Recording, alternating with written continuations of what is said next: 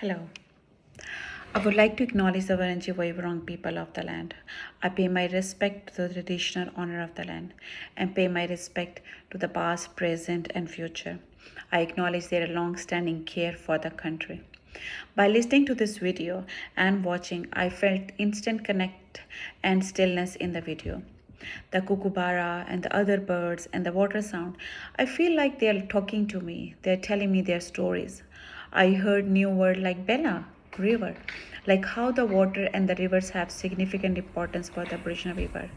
It's just not a water, but it carries the memories, culture, identity, agency, and the spirit.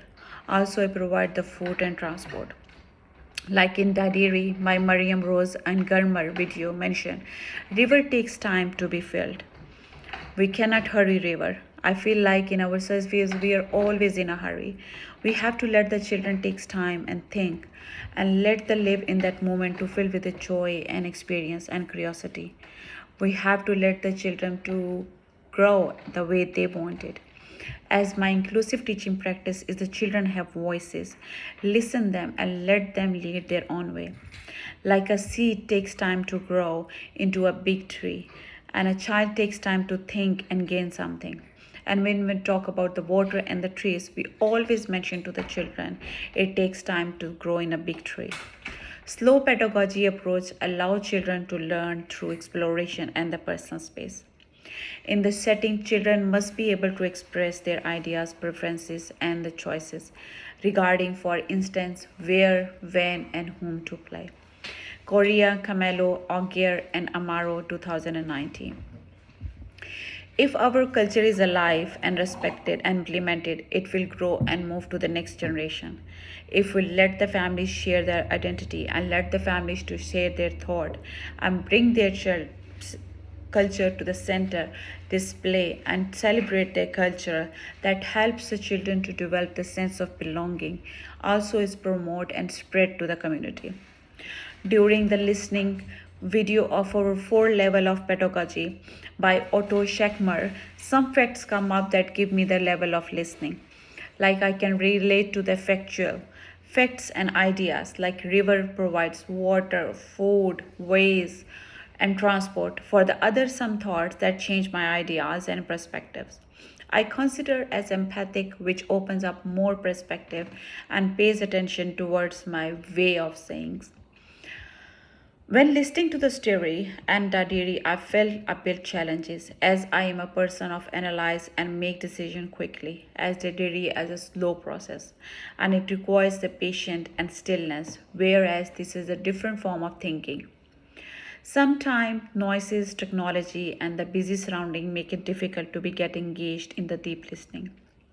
During listening, I assumed I have to hold my opinion. That was difficult process, but it helped me more patience and engaged and present. I realized how the water is important and it reflect me in my native country when we have a great importance for the water, trees and in farming. In my native country, some people are not getting clean water and they are praying for water during the farming and the new season. I believe this is all connected. Water, trees, farming, people. Like the water is happy and clean. Tree, farming, and the people, they are happy. So the families, children, teacher, and active listening, these are all connected to build a healthy relation and a better understanding and listen deeply. Practice story listening challenged my bias and assumptions. Before I unconsciously make assumptions without listening to the story, I would understand through my own framework and experience. However, through the deep listening, this limited my assumptions. In the setting, children want to express and want to say something.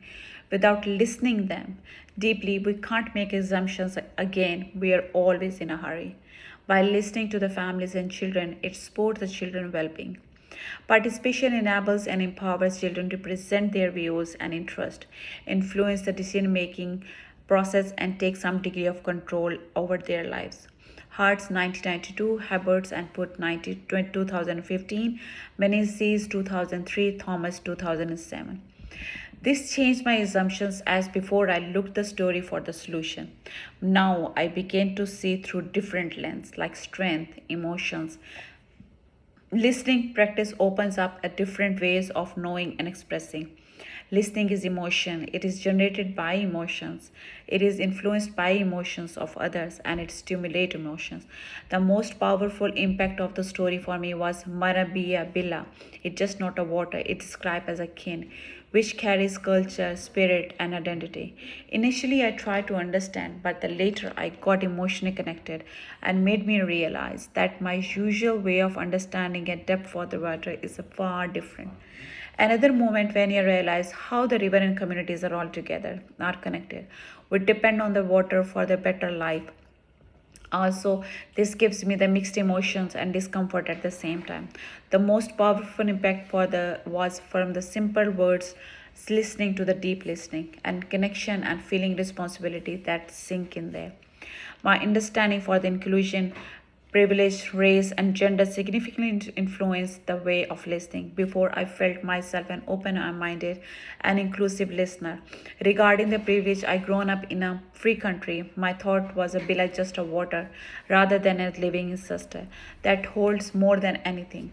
But after listening the story, River is akin that holds memories also highlights the indigenous relationship with the country.